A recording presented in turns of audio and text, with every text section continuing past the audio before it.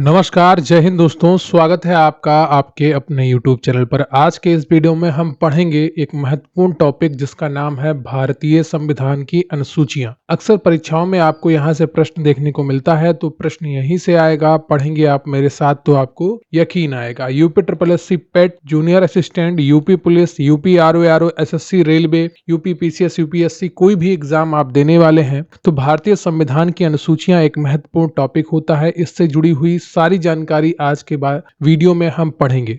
फिर चाहे वो संविधान संशोधन हो या उनसे जुड़ी हुई कोई भी जानकारी हो, एक एक चीज हम डिटेल में पढ़ने वाले हैं। वीडियो को लाइक कर लीजिएगा, चैनल पर नया है चैनल को सब्सक्राइब कर लीजिएगा। चलिए बिना वक्त गवाए शुरू करते हैं आज का ये वीडियो, क्योंकि प्रश्न यहीं से आएगा। पढ़ेंगे आप मेरे साथ तो आपको यकीन आएगा।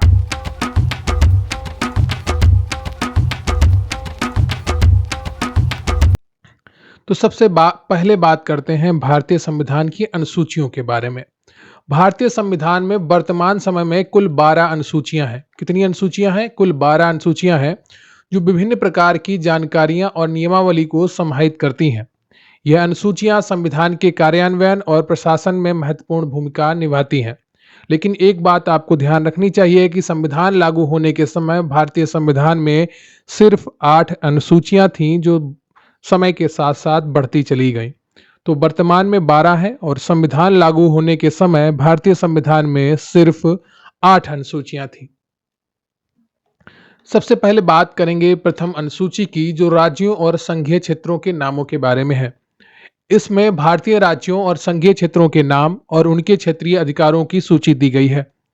राज्यों और संघीय क्षेत्रों की सीमाओं में परिवर्तन करने का प्रावधान भी दिया गया है। ठीक है, तो जो राज्यों और संघीय क्षेत्रों की सीमाओं में परिवर्तन का जो मूल अधिकार है वो संघ सरकार के पास होता है, केंद्र सरकार के पास होता है, जो लोकसभा के द्वारा संचालित होती है। ठीक है, तो प्रथम अनुसूची में राज्यों और संघीय क्षेत्रों के नाम के बारे में, उनकी सीमाओं के बारे में जिक्र है। इसमें जो संशोधन किया गया था वो राज्यों के पुनर्गठन से संबंधित 7वां संविधान संशोधन 1956 है। ठीक है, तो प्रथम अनुसूची में 1956 में 7वां संविधान संशोधन द्वारा संशोधन किया गया था। अगली अनुसूची है द्वितीय अनुसूची, जो वेतन और भत्ते से जुड़ी हुई है। इसमें राष्ट्रपति, राज्यपालों, न्यायाधीशों और संसद एवं विधानसभा के सदस्यों के वेतन, भत्ते और अन्य विशेषाधिकार शामिल हैं। अगर संविधान संशोधन की बात करें तो वेतन और भत्तों में बदलावों से संबंधित 10वां संविधान संशोधन 1961 और 55वां संविधान संशोधन 1987 शामिल है। तृतीय अनुसूची शपथ और प्रतिज्ञाएं, तो इसको आप शॉर्ट में शपथ याद रखेंगे। इसमें विभिन्न पदाधिकारियों द्वारा ली जाने वाली शपथ और प्रतिज्ञाओं का विवरण दिया गया है, जैसे राष्ट्रपति, उपराष्ट्रपति, मंत्री और न्यायाधीशों की शपथ आदि। शपथ के प्रारूप में बदलाव से संबंधित संविधान संशोधन 91वां था, जो 2003 में किया गया था। तो शपथ के प्रारूप में बदलाव किया गया था 91वें संविधान संशोधन द्वारा 2003 में। ये चीज भी आप याद रखेंगे। तृतीय अनुसूची आपकी शपथ से है, द्वितीय अनुसूची आपकी वेतन और भत्ते से है, और प्रथम अनुसूची आपकी राज्यों और संघ के नाम और उनकी सीमा क्षेत्रों के बारे में है। ठीक है, अब बात करेंगे चतुर्थ अनुसूची की, राज्यसभा में राज्यों के लिए सीटों का आवंटन। इसमें राज्यसभा में प्रत्येक राज्य और संघीय क्षेत्र के लिए निर्धारित सीटों का विवरण दिया गया है। संबंधित संशोधन, राज्यसभा सीटों के पुनर्विन्यास से संबंधित 7वां संविधान संशोधन 1956 था। ठीक है, तो ये चीज आप ध्यान रखिएगा। और सबसे ज्यादा वर्तमान में अगर किसी राज्य में राज्यसभा सीटें हैं तो वो उत्तर प्रदेश है। पंचम अनुसूची की अब हम बात करें, जो अनुसूचित क्षेत्रों का प्रशासन से जुड़ी हुई है। इसमें अनुसूचित क्षेत्रों और अनुसूचित जनजातियों के प्रशासन और नियंत्रण से संबंधित प्रावधान किए गए हैं। इस अनुसूची में संशोधन 67वां संविधान संशोधन था, जो 1990 में किया गया था। अगली जो अनुसूची है वो छठी अनुसूची है, इसको षष्ठ अनुसूची भी कह सकते हैं। पूर्वोत्तर राज्यों के लिए विशेष प्रावधान किए गए हैं। इसमें असम, मेघालय, त्रिपुरा और मिजोरम राज्यों में जनजातीय क्षेत्रों के प्रशासन के लिए विशेष प्रावधान किए गए हैं। ठीक है, एटीएम स्क्वायर इसको शॉर्ट में पढ़ते हैं, ए टी और एम स्क्वायर या डबल एम कर सकते हैं। ठीक है, 2 बार एम आता है, इसको एम स्क्वायर कर सकते हैं। छठी अनुसूची के राज्यों को याद करने का सबसे बढ़िया ट्रिक है ये। ठीक है, ए से असम हो जाता है, टी से त्रिपुरा हो जाता है, फिर एम से मेघालय हो जाता है और दूसरे एम से मिजोरम हो जाता है। ठीक है, तो छठी अनुसूची से संबंधित राज्यों को अगर आपको याद करना है तो एटीएम स्क्वायर सबसे बेस्ट ट्रिक है। ठीक है, पूर्वोत्तर राज्यों के प्रशासन में सुधार से संबंधित 21वां संविधान संशोधन 1967 में किया गया था और 100वां संविधान संशोधन 2015 में किया गया था। ठीक है, ये छठी अनुसूची से जुड़े हुए हैं। 5वीं अनुसूची में अनुसूचित क्षेत्रों का प्रशासन है। ठीक है, और छठी अनुसूची में पूर्वोत्तर राज्यों के लिए विशेष प्रावधान किए गए हैं, जिसको आप एटीएम स्क्वायर से पढ़ सकते हैं। ए से असम, टी से त्रिपुरा, एम से मेघालय और एम से मिजोरम। अगली जो आपकी अनुसूची है वो 7वीं अनुसूची है। सप्तम अनुसूची जो है संविधान के तहत सूचीबद्ध विषय बताए गए हैं। संविधान में 3 सूचियों का जिक्र है, एक है संघ सूची और राज्य सूची और समवर्ती सूची। विभिन्न विषयों का विवरण दिया गया है जिन पर केंद्र और राज्य सरकारें कानून बना सकती हैं।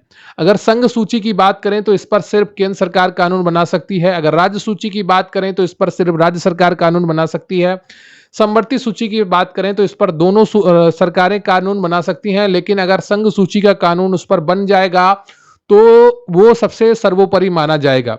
राज्य सूची के विषय पर भी संघ सरकार कानून बना सकती है अगर राज्यसभा से पूर्ण बहुमत से यह पारित किया जाए। ठीक है, संबंधित संशोधन सूचियों में संशोधन से संबंधित 42वां संविधान संशोधन 1976 है और 101वां संविधान संशोधन 2016 है। ठीक है, ये चीजें आप ध्यान रखिएगा। जो 7वीं अनुसूची से जुड़ा हुआ संशोधन है वो 42वां संविधान संशोधन है, जिसको मिनी कॉन्स्टिट्यूशन भी कहते हैं, जो 1976 में आया था और 101वां संविधान संशोधन 2016 है। अब बात करेंगे अष्टम अनुसूची की मान्यता प्राप्त भाषाएं। इसमें भारत की मान्यता प्राप्त भाषाओं की सूची दी गई है। वर्तमान में इसमें 22 भाषाएं शामिल थीं। भाषाओं की सूची में बदलाव से संबंधित 21वां संविधान संशोधन 1967, 92वें संविधान संशोधन 2003 है। ठीक है, तो संविधान लागू होने के समय अष्टम अनुसूची में 8वीं अनुसूची में कितनी भाषाएं थी, कमेंट करके बताइएगा, मुझे आपके कमेंट्स का इंतजार रहेगा। अगला है आपकी 9वीं अनुसूची कानूनों की सुरक्षा। ठीक है, इसमें उन कानूनों और विनियमों का विवरण है जो न्यायालय की समीक्षा से परे हैं। यह अनुसूची भूमि सुधार और अन्य सामाजिक कल्याणकारी कानूनों की सुरक्षा के लिए बनाई गई थी। तो नवम अनुसूची को भूमि सुधार कानून के रूप में भी जाना जाता है। इसमें उन कानूनों को रखा गया था जिनकी न्यायिक समीक्षा नहीं की जा सकती है। ठीक है, तो ये पहला संविधान संशोधन के द्वारा जोड़ी गई थी 1951 में। ठीक है, तो पहला संविधान संशोधन 1951 और 76वां संविधान संशोधन 1994, इसमें 2 संविधान संशोधन किए गए हैं 9वीं अनुसूची के लिए। ठीक है, उन कानूनों और विनियमों का विवरण इस अनुसूची में रखा गया है जिनको भूमि सुधार और अन्य सामाजिक कल्याणकारी कानूनों की सुरक्षा के लिए बनाई गई थी। इनके जो कानून इन अनुसूची में जुड़े हुए हैं 9वीं अनुसूची में, उनको लेकर आप सुप्रीम कोर्ट या हाई कोर्ट नहीं जा सकते हैं। ठीक है, अगला है आपका 10वीं अनुसूची दल बदल विरोधी कानून। इसमें दल बदल विरोधी कानून के प्रावधान हैं जो संसद और राज्य विधानसभाओं के सदस्यों को दल बदल से रोकते हैं। एक समय ऐसा आया था कि एक नेता ने वो थे एमएलए थे, वो एक ही दिन में उन्होंने 3 बार पार्टी बदली। ठीक है, तो उस चीज को रोकने के लिए दल बदल कानून लाया गया था राजीव गांधी के द्वारा। विरोधी कानून सुधार से संबंधित 52वां संविधान संशोधन 1985, क्योंकि उस समय राजीव गांधी को डर लग रहा था कि अगर लगातार दल बदल हुआ तो इनकी सरकार गिर सकती है। इस सरकार को गिरने से बचाने के लिए इन्होंने दल बदल विरोधी कानून लागू करवाया। ठीक है, अगला है आपका 11वीं अनुसूची या एकादश अनुसूची भारतीय राज्य संस्थाएं। इसमें पंचायती राज संस्थाओं के लिए 29 विषयों की सूची दी गई है जिन पर पंचायतें कार्य कर सकती हैं। संबंधित संशोधन अगर की बात करें तो पंचायती राज व्यवस्था को सशक्त बनाने के लिए 73वां संविधान संशोधन 1992 किया गया था और इसी के द्वारा ही 11वीं अनुसूची जोड़ी गई थी। ठीक है, तो ये चीजें आप ध्यान रखिएगा। अगली अनुसूची है हमारी 12वीं अनुसूची जो नगरीय स्थानीय निकाय के लिए है। इसमें नगरीय स्थानीय निकायों के लिए 18 विषयों की सूची दी गई है जिन पर वे कार्य कर सकते हैं, कानून बना सकते हैं, नियम बना सकते हैं। नगरीय स्थानीय निकायों को सशक्त बनाने के लिए 74वां संविधान संशोधन 1992 किया गया था। ठीक है, तो 12वीं जो अनुसूची है वो 74वें संविधान संशोधन 1992 द्वारा जोड़ी गई थी और जो 11वीं अनुसूची है वो 73वें संविधान संशोधन 1992 द्वारा जोड़ी गई थी। 11वीं अनुसूची में 29 विषय हैं और 12वीं अनुसूची में 18 विषय हैं, ये चीज आप याद रखिएगा।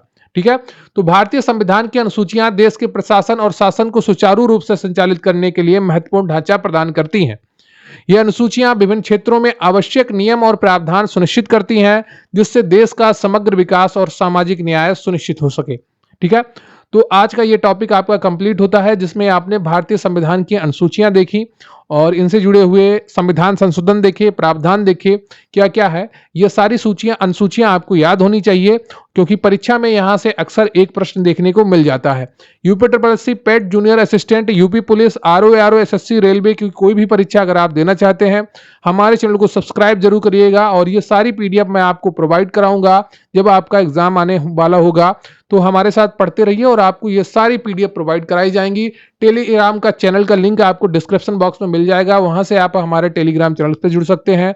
तो थैंक यू वेरी मच, बहुत बहुत धन्यवाद आपका वीडियो देखने के लिए। और अगर आपको ये वीडियो पसंद आया है तो कमेंट करके जरूर बताइएगा और अपने दोस्तों के साथ भी शेयर करिएगा। जय हिंद, जय भारत।